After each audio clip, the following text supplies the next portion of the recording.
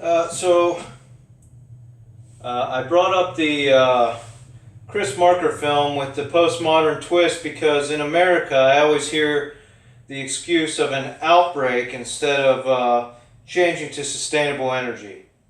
To me, it's a rapture myth, and while it makes entertaining Hollywood, it is a horror genre, in my opinion.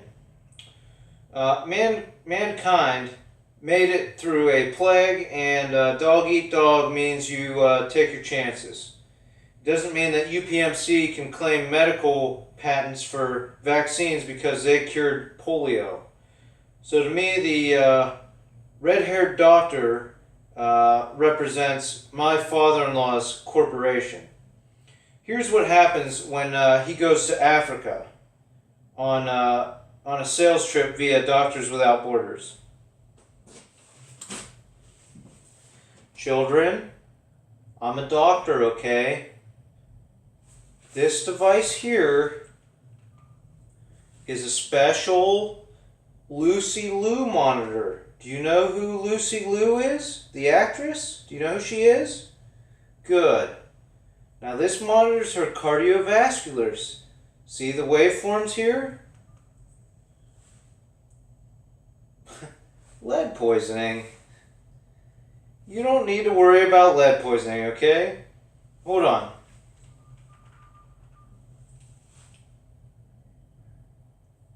Yeah, this is the director of the FCCCIA, Casey. And I need to know who controls all of the radio towers here in Angola. Is it Clear Channel or Cumulus? Because those are the two companies that own 90% of the radio stations in the U.S. Okay. Yeah, tell you what. I'm going to wave my magic Dangspank card in front of this device. I need you to turn up the frequency on the towers, okay?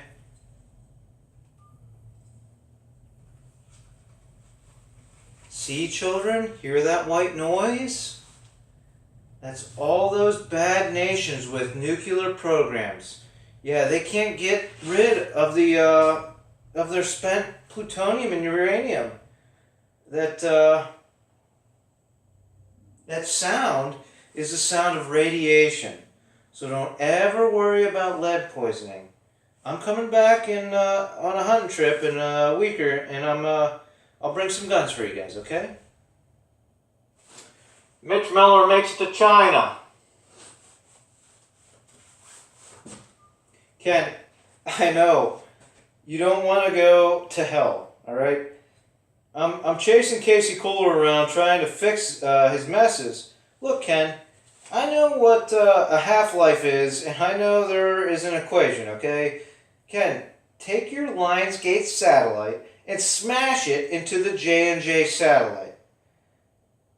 J&J Satellite 1, yeah, because I'm standing in front of a Chinese council, and I would rather have space garbage than the garbage your country is dumping on their people's land.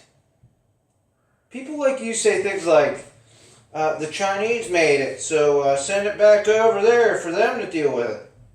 Tell you what, Ken, buy some media from Zhenghe, or Zhenghu, because I'm about to do a performance that explains one reason I don't want their kids to get mercury poisoning, and your media system to blame it on communism, okay?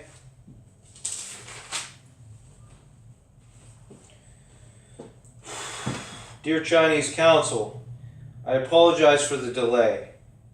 This piece is based off of the spoof comedy Spaceballs, and spurs from Kenneth Bryan being afraid to put on his special helmet and going down into an elevator to hell because he wants to look cool. I am playing a character in honor of Michael Winslow, and instead of a bridge, I am in the U.S. nuclear storage facility in front of a monitor. The piece is entitled, "We Can't Get Rid of the Creeps." Typing, typing, typing. Let me punch that up, sir. Typing, typing, typing. Well, there is an issue, sir. The equation is accurate for the half-life, but there is plutonium and uranium, and they have different half-lives, sir. We used to take only plutonium, so we could keep an accurate forecast, but right before Trump was elected, Pluto disappeared, and these men in suits came in with a new contract. Now we've been mixing the spent uranium with the spent plutonium, and I can't convince my supervisor to speak with Congress. End scene. Counsel, I understand why you turned media coverage of a certain site away many years ago. It was almost as though United States journalists had spotted one of the worst sites for electronics dumping in China via satellite. And I can understand that the local police may have reacted to shut those cameras out of that situation. I also know that my statement about moon law is an exercise in patience for governments grounded on planet Earth. I know that many are waiting for President Obama to sign the Savage Arms deal, but I want to clue you in on the nature of this agreement. In the original Batman feature film, Jack Nicholson's character pulls out an absurdly long 6-cylindrical chambered pistol to fire at the Batplane.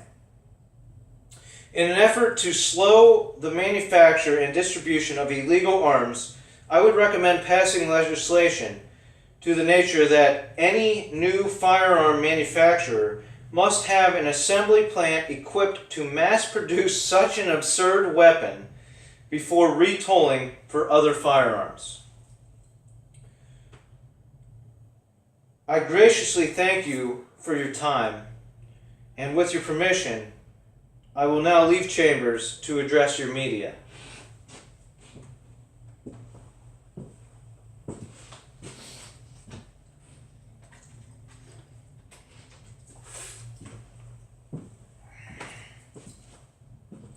Dear Chinese media, as you can see behind me, there is no screen flashing fancy new devices or potential theories where we can blast a bunch of iPhone type devices and just launch them up into the air, and they'll just cover the expanse of the planet so that we can use our little cameras to see everything down there on planet Earth.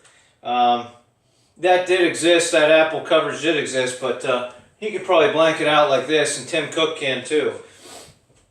But this is just a blank screen. I'm projecting nothing behind me. Today I met with some of your government officials.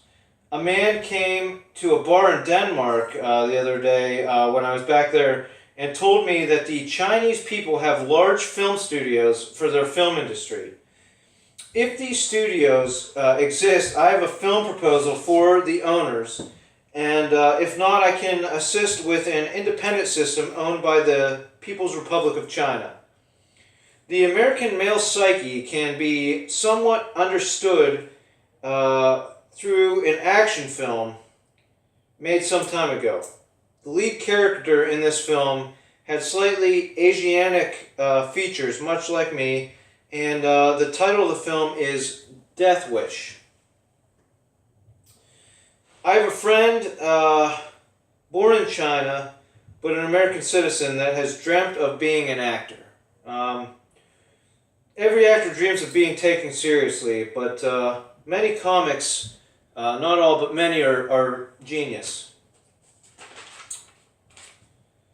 My pitch is this. Zifu, my friend, stars in a spoof comedy of the Death Wish, the Death Wish series, but the first initial one I would propose, but any of them could be taken into account. To be shot in China. So here's part of the pitch. The evil director of the FBI, James Comey, places a leg cuff on my friend Zifu, that's GPS locational, and the only way to remove this cuff is either he flies to China or somehow gets a hold of one of these absurdly long 6-shooter pistols, and that's the only way you can actually shoot the cuff off of your leg. That's what it's made for, actually.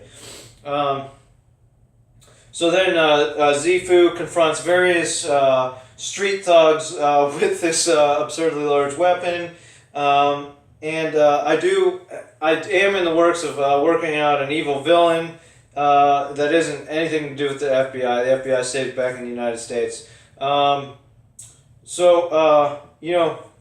Please let me know if you're interested, and I sincerely believe that Lucy Liu should direct this, because I think she's well qualified to direct this spoof film. So, thank you for your time, and thank you.